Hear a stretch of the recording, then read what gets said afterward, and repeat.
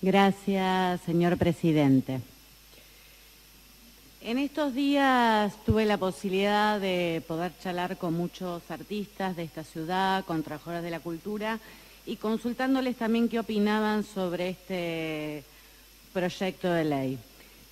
Lo que todos y todas coincidían y me decían que era algo totalmente insuficiente para paliar la enorme crisis en la que se encuentra todo este sector. Una crisis que no es nueva. El sector de la cultura ya venía de una situación grave con cierre de salas, de teatros, la situación misma de los artistas donde una ínfima minoría son los que tienen trabajos estables, la mayoría están terciarizados, tienen trabajos precarios, tienen que pagar monotributo. Venían de esa situación, entonces los encontró en la pandemia siendo uno de los sectores también más vulnerables y realmente los efectos han sido devastadores. Y me decían también, dice, nosotros cada ministro de Cultura con el que hablamos nos dice que Argentina y particularmente la ciudad de Buenos Aires se parece a Nueva York o puede competir con Nueva York con el nivel de artistas, de trabajadores de la cultura que tiene, el nivel de los espectáculos, una ciudad donde se hacen festivales internacionales y que los artistas aportan muchísimo, muchísimo a la ciudad en todo aspecto, en sus ganancias, en lo que hace al turismo internacional, en lo que hace justamente a la situación del turismo también para venir a la ciudad de Buenos Aires a esos espectáculos. Pero ¿cuál es la retribución? Nos decían, ¿cuál es la retribución en relación a esto? A mí me impactaba, ¿saben cuál es la situación de los artistas, trabajadores de la cultura, actores, actrices? Están viviendo a bolsas de comida. Esa es la situación.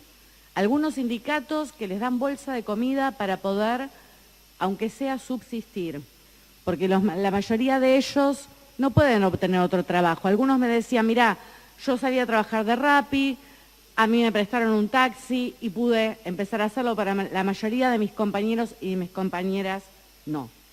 No estamos hablando solo de músicos, bailarines, artistas visuales, sino también escenotécnicos, productores, tareas de mantenimiento, programadores, camarógrafos y miles que dependen de estas actividades.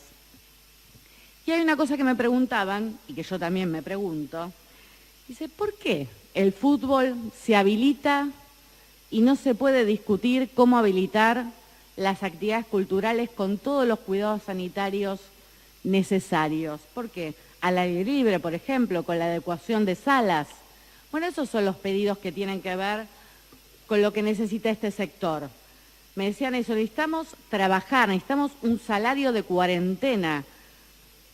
No recibimos absolutamente nada. Entonces, este proyecto, que también quiero señalar que me parece que nuevamente se sigue con la misma lógica de no diferenciar, ¿no? De no diferenciar entre lo que son las grandes cadenas y lo que son los negocios familiares, los que son los negocios de los emprendimientos de unos pocos, como los del teatro independiente, que tienen que subsistir. Entonces tendría que decir claramente el proyecto a quienes va a beneficiar, porque ya tendría que estar exentos los que son las grandes cadenas y grandes empresarios, y el grueso del dinero tendría que ir para estos sectores.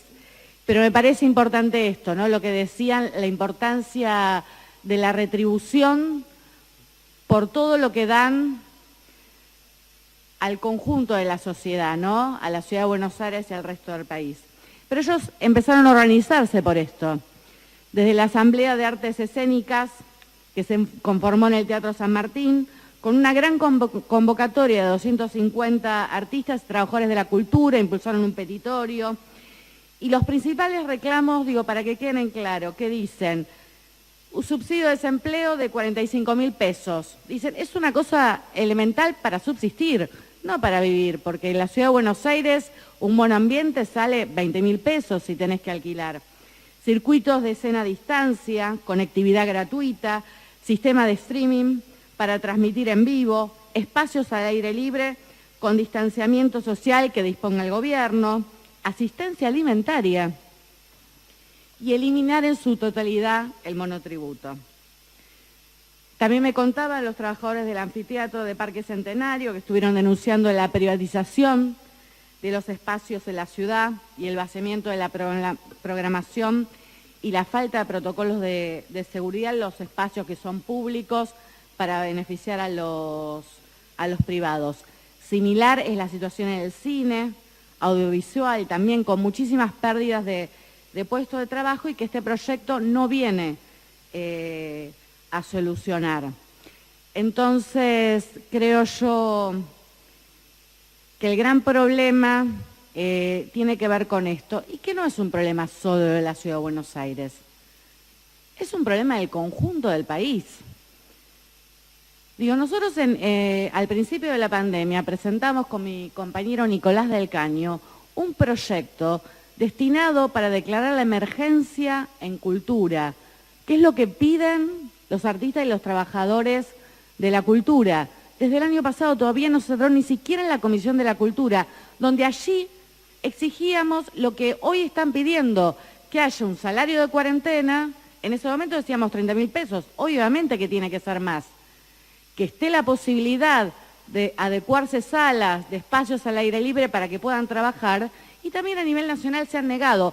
Y decíamos claramente también de dónde podía salir ese dinero, porque me decían, bueno, digo, no todos pierden, también están las grandes empresas de streaming, Amazon, Netflix, que facturan en la Argentina, pero que no tributan en la Argentina.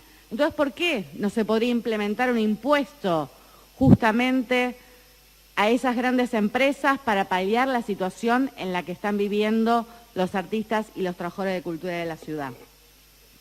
Entonces, creo que esto que está pasando con el sector de la cultura es algo que también se repite en otros sectores, los profesores de gimnasia, es así. Digo, profes que han quedado de un día para el otro sin trabajo y que no tienen ningún tipo de ayuda al haberse eliminado incluso el IFE a nivel nacional, digo, tampoco pueden acceder a eso y ninguno de los proyectos contempla eso. Se viene el frío, digo, no tienen posibilidad, lo que se rebuscaban tratando de hacerlas al aire libre, con el frío no lo pueden hacer, y este sector realmente es uno de los sectores más afectados. Entonces, queremos dejar claramente, digo, que se exprese qué es lo que ellos y ellas están pidiendo, qué es lo que le corresponde, y apoyar estos procesos de organización que se están dando, darles una voz acá en la legislatura, y todo nuestro apoyo del Frente de Izquierda, que vamos a estar con ellos peleando por todos los derechos que les corresponden. Muchas gracias, señor presidente.